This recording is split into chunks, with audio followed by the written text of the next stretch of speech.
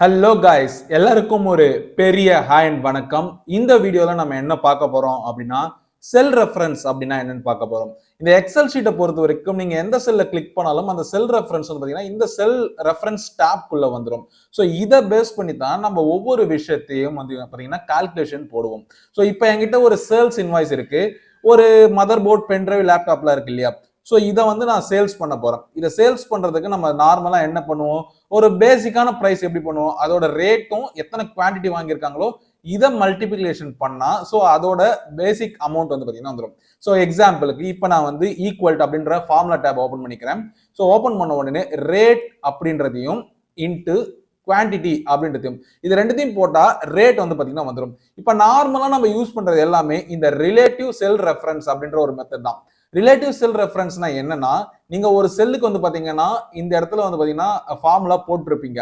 So அதே ஃபார்முலாவை அடுத்த செல்லுக்கு நம்ம போடும்போது ஆட்டோமேட்டிக்கா நெக்ஸ்ட் லெவல், அதாவது இப்போ இங்க பாத்தீங்கன்னா C4 × D4 சி காலத்துல ஃபோர்த்து ரோல் இருக்கு, அதே மாதிரி டி காலத்துல ஃபோர்த் ரோல் இருக்கு. ரிலேட்டிவ் ரெஃபரன்ஸை நம்ம டிராக் பண்ணும்போது ஆட்டோமேட்டிக்கா அது சி காலத்துல ஃபிஃப்த் ரோக்கும் டி காலத்துல ஃபிஃப்த் ரோக்கும் வந்து பாத்தீங்கன்னா வந்துடுது. ஸோ இப்போ நான் மொத்தமா டிராக் பண்ணி இழுத்தா ஆட்டோமேட்டிக்கா எத்தனாவது ரோ எத்தனாவது காலம்ன்றதை ஆட்டோமேட்டிக்கா அதுவே முடிவு பண்ணிக்குது.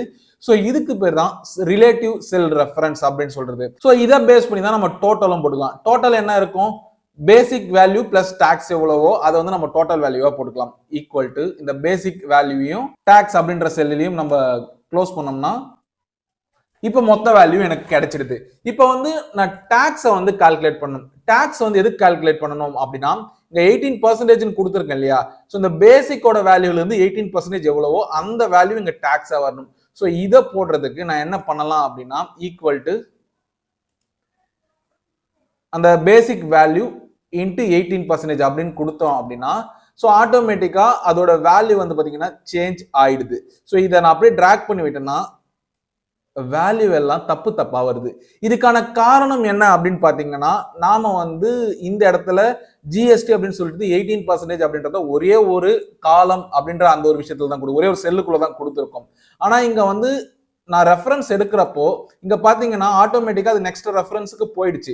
இப்போ நான் இங்க கிளிக் பண்றப்போ பாத்தீங்கன்னா ஆட்டோமேட்டிக்கா அது நெக்ஸ்ட் ரெஃபரன்ஸ் போயிடுது. ஸோ இப்படி போறதுனால நமக்கு வேல்யூஸ் வந்து பாத்தீங்கன்னா எரர் ஆகிறதுக்கு சான்சஸ் இருக்கு.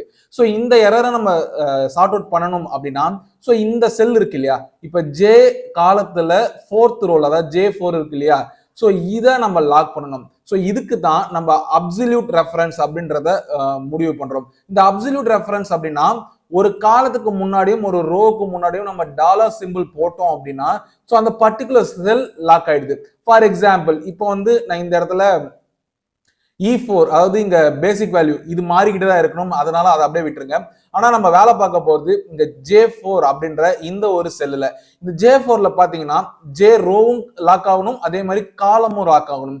அதனால இந்த ஜேக்கு முன்னாடி ஒரு டாலர் சிம்பிள், அதுக்கப்புறம் அது ரோ நம்பர் 4க்கு முன்னாடியும் ஒரு டாலர் சிம்பிள் அப்படின்னு போட்டுட்டோம்னா இப்ப நீங்க அதே மாதிரி இங்க டிராக் பண்ணி இழுத்துட்டு வந்தீங்க அப்படின்னா இங்க இடத்துல வந்து பாத்தீங்கன்னா ஆன்சர்ஸ் நமக்கு கரெக்டா வரும். இப்போ நீங்க எங்க கிளிக் பண்ணாலும் பாருங்க, ஸோ இந்த இடத்துல செல் வந்து பாத்தீங்கன்னா லாக் ஆயிருக்கு. ஸோ இந்த செல் லாக் ஆகணும் அப்படின்னா டாலர் சிம்பிளை நீங்க முன்னாடி யூஸ் பண்ணா போதும்.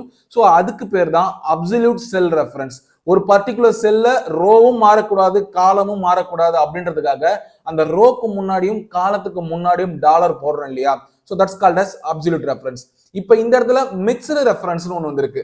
இந்த மிக்ஸ்டு செல் ரெஃபரன்ஸ்னா என்னன்னா, எய்தர் காலமை லாக் பண்ணுவோம் ரோவை விட்டுருவோம், இல்ல ரோவை லாக் பண்ணுவோம் காலமை விட்டுருவோம். ஸோ இப்படி ஏதாவது ஒண்ணு நம்ம லாக் பண்ணிட்டு ஒர்க் பண்றோம் அப்படின்னா ஸோ அதுக்கு பேர் தான் மிக்ஸ்டு செல் ரெஃபரன்ஸ். இந்த மிக்ஸ்டு செல் ரெஃபரன்ஸுக்கு என்ன ஒரு எக்ஸாம்பிள்னா, நம்ம இந்த டேபிள் சார்ட்டை பார்க்கலாம். இப்போ நம்ம சின்ன வயசுல படிச்சிருப்போம் 1 2s are 2 2 2s are 4 3 2s are 6 அப்படின்னு சொல்லிட்டு மல்டிபிகேஷன் டேபிள படிச்சிருப்போம்.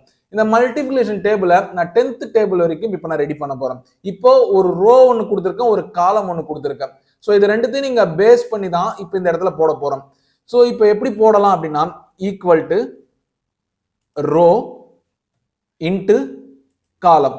ஸோ இப்படி போட்டுட்டு நான் டிராக் பண்ணி இழுத்தேன் அப்படின்னா இப்போ 2 1s are என்ன வரணும் 2, 3 ஒன்ஸ் 3 தான் வரணும், ஆனா இங்க 6 வந்திருக்கு, தப்பா வந்திருக்கு. சோ இதை நம்ம சரி பண்ணணும் அப்படின்னா தாராளமா சரி பண்ணலாம். எப்படி பண்ணலாம் அப்படின்னா, சோ இந்த இடத்துல இருக்கிற நம்ம செல்லை வந்து பாத்தீங்கன்னா எடுத்துக்க போறோம். சோ இப்போ எய்தர் ஒன்னு ரோ லாக் பண்ணணும், இன்னொன்னு காலம் லாக் பண்ணணும். ஆனா எதுக்கு எது அப்படின்னு சொல்லிட்டு நம்ம லாக் பண்ணணும். இப்போ இந்த சார்ட்டை பாத்தீங்கன்னா, இப்போ நான் ஒரு ரோவையும் ஒரு காலமையும் செலக்ட் பண்ணிருக்கேன். இந்த இடத்துல ஒரு ரோ வந்து பாத்தீங்கன்னா ஸ்டேபிளா இருக்கு, அதே மாதிரி இந்த இடத்துல காலம் வந்து ஸ்டேபிளா இருக்கு. சோ அதனால இப்ப நம்ம பிக்கு என்ன பண்ண போறோம் அப்படின்னா, பில நம்ம ரோவை லாக் பண்ண போறோம். அதாவது ரோனா இந்த ஃபர்ஸ்ட் காலத்தை லாக் பண்ண போறோம், ஏன்னா அதுதான் சேஞ்ச் ஆகிட்டே இருக்கு. அதே மாதிரி காலத்துல ஏவை வந்து லாக் பண்ண போறோம்.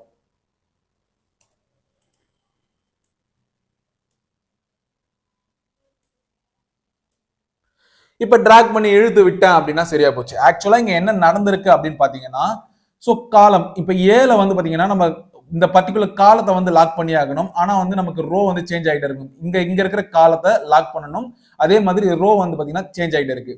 அதே மாதிரி இந்த இடத்துல பாத்தீங்கன்னா பக்கத்துல B1 அப்படின்ற இந்த செல்லுல பாத்தீங்கன்னா, சோ காலம் வந்து சேஞ்ச் ஆகிட்டே இருக்கு. இப்ப கீழே வந்துட்டு இருக்கிறதான் காலம். சோ ரோ வந்து பாத்தீங்கன்னா ஸ்டில்லா இருக்கணும். சோ அதனால நம்ம அந்த ரோக்கு வந்து பாத்தீங்கன்னா டாலர் போட்டிருக்கோம். ஸோ இப்படி போடுறதுனால நமக்கு வந்து பாத்தீங்கன்னா மிக்ஸ்டு ரெஃபரன்ஸ் ப்ராப்பரா ஒர்க் ஆகுது, அண்ட் தென் மல்டிபிளிகேஷன் டேபிள் நமக்கு கரெக்டா வந்தது. ஸோ இப்படிதான் ஒரு செல் ரெஃபரன்ஸ்க்குள்ள ரிலேட்டிவ், அப்சல்யூட், மிக்ஸ்டு அப்படின்ற இந்த 3 விதமான செல் ரெஃபரன்ஸை யூஸ் பண்ணி நம்ம வந்து கால்குலேஷன்ஸ் எல்லாம் போட போறோம். ஸோ இந்த வீடியோ உங்களுக்கு பிடிச்சிருக்கும் அப்படின்னு நம்புறேன். பிடிச்சிருந்தா ஒரு லைக் பண்ணுங்க, பிடிக்கல அப்படின்னா டிஸ்லைக் பண்ணுங்க, அண்ட் தென் ஏன் பிடிக்கல அப்படின்றதுக்கான காரணத்தை கீழே கமெண்ட்ல சொல்லுங்க. நான் நெக்ஸ்ட் வர வீடியோல திருத்திக்க முயற்சி பண்றேன். இது வெப்டெக் அகாடமி. ஒன்னா படிக்கலாம், சேர்ந்து படிக்கலாம், ஒன்னா வளரலாம். தேங்க்யூ, தேங்க்ஸ் ஃபார் வாட்சிங்.